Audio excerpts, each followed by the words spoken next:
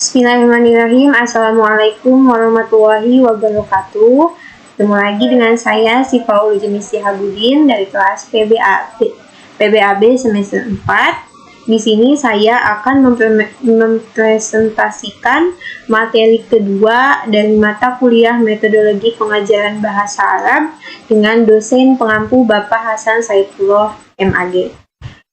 Baik, untuk mempersingkat waktu, saya akan memulai materinya yang berjudul dengan metode gramatikal terjemah atau Thoriqoh Qawaid wa Tarjamah dalam pembelajaran bahasa Arab, teori dan praktik. Pengertian dan latar belakang metode gramatikal terjemah. Metode gramatikal terjemah yaitu cara menyajikan bahan pelajaran dengan jalan menghafal aturan-aturan atau berbagai tata bahasa asing. Dasar pokok metode ini yaitu hafalan kaidah, analisis gramatikal wacana, lalu diterjemahkan ke dalam bahasa yang digunakan sebagai pengantar pelajaran. Titik tekan metode ini bukan melatih para peserta didik agar pandai berkomunikasi secara aktif, tetapi memahami bahasa secara logis yang didasarkan pada analisis cermat terhadap aspek kaidah tata bahasa. Nah, adapun latar belakang kemunculan metode gramatikal terjemah ini yaitu metode qawaid dan tarjamah dilatar belakangi oleh adanya kebutuhan mempelajari dan mengajarkan bahasa asing. Metode ini juga digunakan untuk mengajarkan bahasa yang memiliki peradaban masa lampau atau peradaban di masa lalu. Selain itu, metode ini bermuara pada zaman kebangkitan di Eropa. Pada masa kebangkitan tersebut, bahasa Yunani dan bahasa Latin digunakan untuk mentransfer warisan kemanusiaan ke dunia barat yang ditulis dalam berbagai macam bahasa. Nah, adapun tujuan metode gramatikal terjemah yaitu supaya peserta didik pandai dalam menghafal dan memahami tata bahasa tersebut. Selain itu, siswa juga mampu mengungkapkan ide-ide dengan menerjemahkan bahasa ibu atau bahasa pertama ke dalam bahasa asing yang dipelajari. Jadi tujuan mempelajari bahasa menggunakan metode gramatika terjemah ini yaitu agar peserta didik itu bisa menerjemahkan misalkan antara bahasa ibu kepada bahasa asing yang mereka pelajari. Bahasa asing tersebut baik berupa bahasa Arab, bahasa Inggris, bahasa Korea, dan lain-lainnya. Nah, adapun tujuan lainnya dari metode gramatikal terjemah ini yaitu untuk membekali peserta didik agar mampu memahami teks bahasa asing dengan menerjemahkannya kepada bahasa sehari-hari atau sebaliknya. Contohnya begini, jika kita berteman dengan orang luar negeri, nah pasti ada rasa keinginan ingin berbicara dengan teman kita yang di luar negeri tersebut. Nah, untuk bisa berbicara dengan teman kita di luar negeri tersebut, kita harus mampu mempelajari bahasa yang digunakan mereka sehari-hari. Nah, agar jika kita mengobrol bersama mereka, bahasa yang kita gunakan bisa dimengerti oleh mereka, oleh teman kita yang ada di luar negeri tersebut. Nah, jadi tujuan dari metode gramatika ini, metode gramatika terjemah ini yaitu untuk menerjemahkan bahasa-bahasa asing. Landasan teori metode gramatikal terjemah ini ada dua macam. Yang pertama, ada teori tata bahasa tradisional. Apa itu teori tata bahasa tradisional? Teori ini menekankan adanya suatu tata bahasa yang semesta, yang mendunia. Teori ini juga melihat bahasa secara perspektif, yang berarti bahasa yang baik dan benar adalah menurut para ahli, bukan yang digunakan oleh penutur asli di lapangan. Jadi, menurut teori tata bahasa tradisional, ini menekankan pada perspektif ahli bahasa. Jadi, tidak sembarangan orang yang bisa gitu.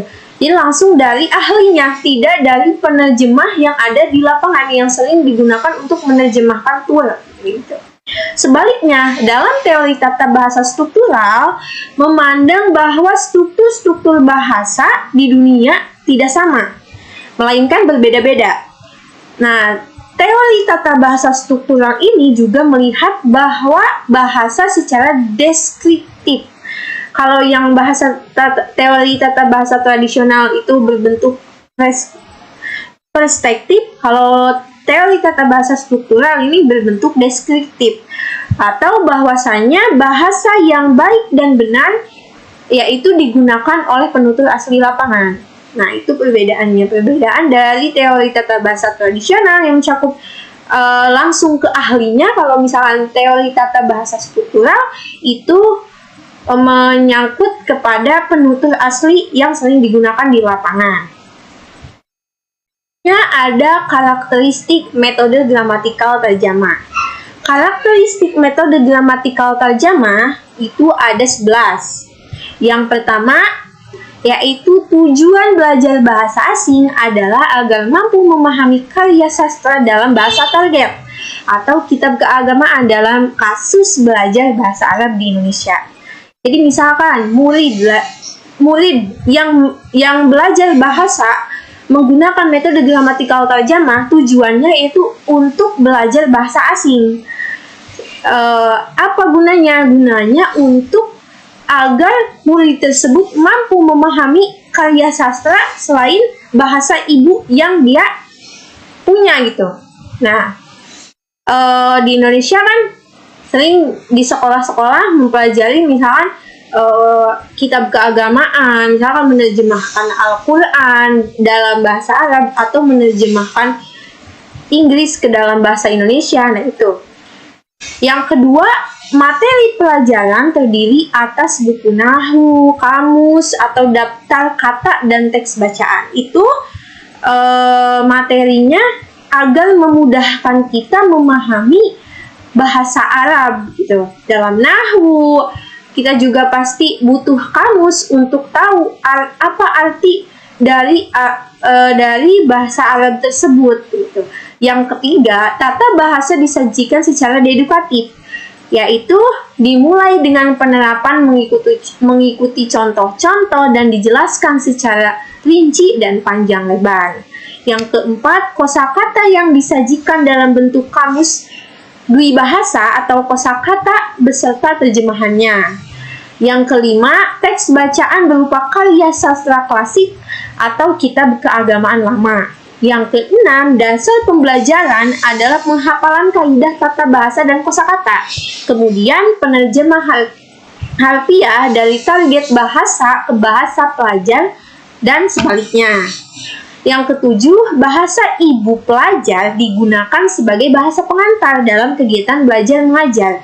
Sedangkan bahasa asing digunakan untuk belajar.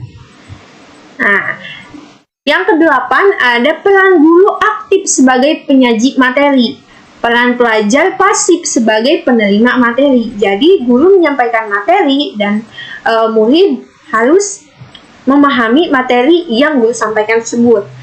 Yang kesembilan, yaitu gramatika yang diajarkan adalah gramatika formal. Yang kesepuluh, yaitu latihan ucapan atau berbicara tidak diberikan, walaupun diberikan namun hanya bersifat sementara diberikannya. Yang ke-11 yaitu pemahaman akan kaidah-kaidah dan bahan bacaan yang diuji melalui terjemahan.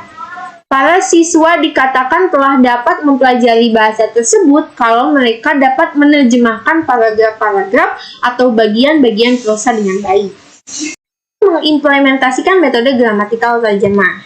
Cara mengimplementasikannya yaitu ada 4. Yang pertama, guru memulai mendengarkan sederetan kalimat yang panjang yang telah dibebankan pada peserta didik untuk menghafalkan pada kesempatan sebelumnya. Jadi, setelah guru memberikan pelajaran pada kesempatan sebelumnya dan para murid harus menghafalkan sederetan kalimat tersebut, guru harus memulai mendengarkan kalimat yang telah dibebankan kepada muridnya sebelum mentes muridnya tersebut. Dan yang kedua, ada guru memberikan kosakata baru dan menjelaskan maknanya ke dalam bahasa ibu sebagai persiapan materi pengajaran. Nah, yang ketiga, guru meminta salah satu peserta didik untuk membaca buku bacaan dengan suara keras, terutama menyangkut hal-hal yang biasanya peserta didik mengalami kesalahan atau kesulitan. Kemudian, guru berkewajiban untuk membenarkannya. Nah, jadi nanti di sesi terakhir pelajaran, guru akan meminta pada peserta didiknya untuk membaca buku bacaan dengan suara keras dan lantang. Nah, dan juga guru berkewajiban untuk menjelaskan apa yang tidak dimengerti oleh muridnya. Nah, kegiatan membaca tersebut diteruskan hingga seluruh peserta didik itu mendapat giliran, dan juga hingga seluruh peserta didik itu paham akan apa yang dijelaskan atau apa yang dibaca oleh murid tersebut dan apa yang diterjemahkan oleh guru tersebut.